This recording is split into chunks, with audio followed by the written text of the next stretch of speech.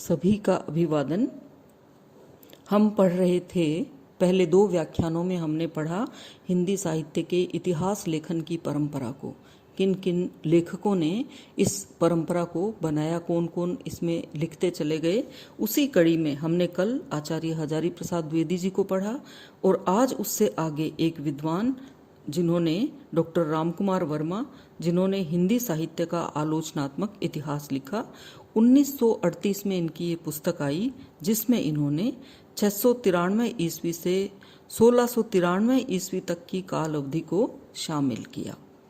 संपूर्ण ग्रंथ को 7 प्रकरणों में विभक्त करते हुए सामान्यतः रामचंद्र शुक्ल के ही वर्गीकरण का इन्होंने अनुसरण किया है। यानी मूल आधार तो शुक्ल जी का जो इतिहास की पुस्तक है उसी को लिया इन्होंने। रामचंद्र शुक्ल के हिंदी साहित्य के इतिहास को ही आगे बढ़ाते हुए उसमें थोड़ा उन्होंने परिवर्तन किया।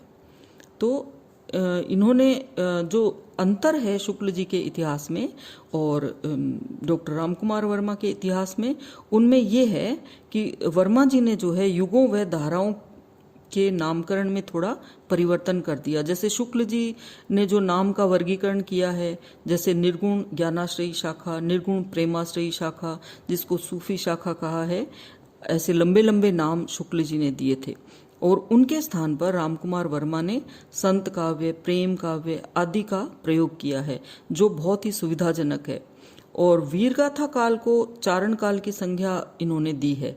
और उससे पूर्व भी, जैसे शुक्ल जी ने तो सबसे पहला किसको बताया, वीरगाथा काल को, आदि काल, जिसको 2 नाम दिए शुक्ल जी ने हर काल के, वीरगाथा काल, आदि काल, है ना। तो उसी तरह से इन्होंने जो है ना इसको चारण काल जो है उससे पूर्व भी एक काल और जोड़ दिया जिसको कहते हैं संधि काल।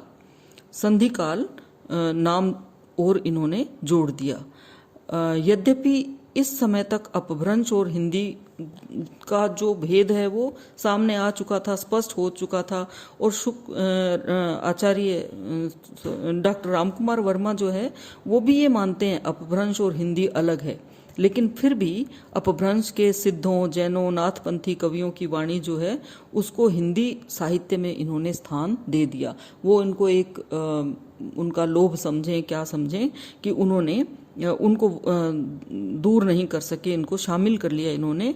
और इतना ही नहीं, उन्होंने स्वयंभू को, जो कि अपभ्रंश के पहले कवि हैं, उनको भी उन्होंने हिंदी का पहला कवि मानते हुए हिंदी साहित्य की शुरुआत कब से की, आरंभ कब से किया, 693 ईस्वी से स्वीकार किया। ऐतिहासिक व्याख्या की दृष्टि से यह इतिहास आचार्य शुक्ल के गुण दोषों का ही विस्तार है। यानी शुक्ल जी ने जैसे स्वयं ही साहित्य को ज्यादा स्थान देते हुए इतिहास जो है उसके लेखन में, इतिहास के साथ पूर्ण खोजबीन हुए बिना उन्होंने अपने ही आधार पर कुछ शोध किए जो सही नहीं है, जो त्रुटिपूर्ण है, उसका समझ लो विस्तार है। तो शुक्ल जी के जो साहित्य का विस्तार है वही है।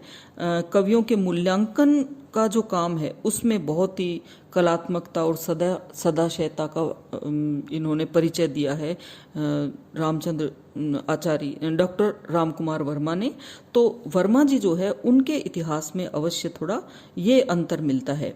अनेक कवियों के काव्य सौंदर्य का आख्यान करते समय लेखक की लेखनी जो है काव्यमय हो उठी, क्योंकि डॉक्टर रामकुमार वर्मा हैं, उनके जो ऐतिहासिक ग्रंथ हैं वो सारे विराट की रानी, रानी पद्मिनी और गढ़कुंडार, इतने अच्छे ऐतिहासिक उपन्यास के लिखने वाले, चित्रलेखा आदि बहुत सारे अच्छे अच्छे उपन्यास लिखे। उनकी जो उस तरह की शैली है वही इनके साहित्य के इतिहास में भी बहुत ही सरस और प्रवाहपूर्ण शैली इनके साहित्य के इतिहास में मिलती है। इसके कारण इनका जो ये इतिहास है वो बहुत ही लोकप्रिय हुआ और पाठकों को बहुत ही आकर्षित करता है।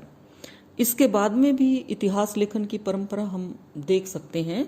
जैसे नागरी प्रचारणी सभा द्वारा भी हिंदी साहित्य का वृहत इतिहास लिखा गया और प्रकाशित करने की एक विशाल योजना इसमें देखी जा सकती है, जिसके अंतर्गत समस्त हिंदी साहित्य को 16 भागों में प्रस्तुत किया गया है। यद्यपि इस ग्रंथ के लेखन के लिए कुछ सामान्य सिद्धांतों और पद्धतियों का निर्धारण कर लिया गया है, फिर भी प्रत्येक कालखंड अलग अलग विद्वानों के संपादन में तथा विभिन्न लेखकों के सहयोग से निर्मित हुआ है। इसलिए संपूर्ण ग्रंथ में शताधिक लेखकों का सहयोग लिया गया है। ऐसी स्थिति में इसकी उपलब्धियों और सीमाओं के बारे में सामान्य रूप से अपन कुछ कह नहीं सकते हैं। वस्तुतः प्रत्येक खंड की सफलता असफलता बहुत कुछ उसके संपादक व सहयोगी मंडल पर निर्भर है। तो इस प्रकार से विभिन्न विद्वानों के सामूहिक सहयोग के आधार पर लिखित इतिहास ग्रंथ में हिंदी साहित्य जो विभिन्न विद्वानों का जो ये लिखा हुआ है, इसका एक समझ लो, इसको अपन योगदान कह सकते हैं कि इसमें इतिहास लेखन की परंपरा में योगदान है। आज के लिए इतना ही, बाकी अपन कल के व्याख्यान में पढ़ेंगे। तो आप इसे पढ़ना और इसको समझने का प्रयास करना। धन्यवाद मुझे सुनने के लिए।